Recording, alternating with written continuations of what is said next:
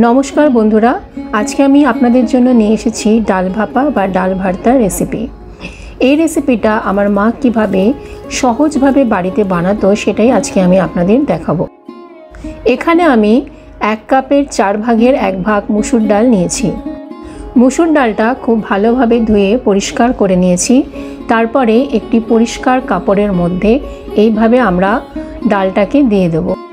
যদি আপনাদের বাড়িতে সাদা রুমাল বা সাদা ধরনের কোনো কাপড় থাকে তাহলে সেটা ব্যবহার করলে খুব ভালো হয়। আমার কাছে এরকম কোনো কিছু ছিল না, তাই আমি একটা পরিষ্কার দেখে কাপড় নিয়েছি। তারপর খুব ভালো করে এইভাবে শক্ত করে একটা পুঁটলি বাঁধতে হবে।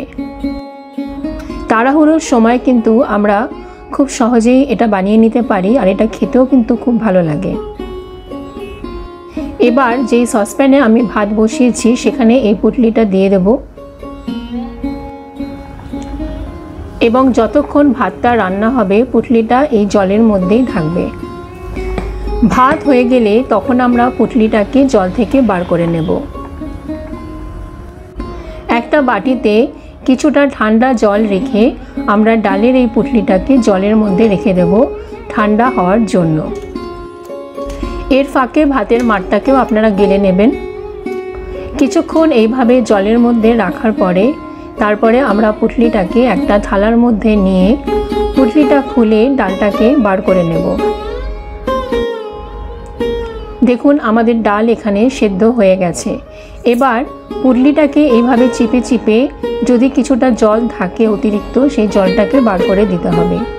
তারপরে একটা বড় থালার মধ্যে ডালটাকে দিয়ে তার মধ্যে পরিমাণ মতন কাঁচা লঙ্কা কুচোনো, পেঁয়াজ কুচোনো, সর্ষের তেল আর নুন দিয়ে যেভাবে আমরা আলু ভাতে মাখি সেইভাবে মেখে নেব।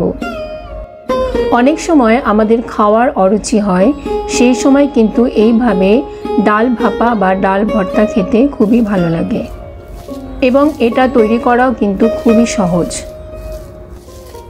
আপনারা ইচ্ছা করলে এর মধ্যে টমেটো আর ধনেপাতা কুচিও দিতে পারেন। তাহলে একদিন বাড়িতে গরম গরম ভাত দিয়ে এই ডাল ভাপা বা ডাল ভর্তা খেয়ে আমাকে অবশ্যই কমেন্ট করে জানাবেন রেসিপিটি আপনাদের কেমন লাগলো। অনেকে একে ডাল মাখাও বলে থাকে।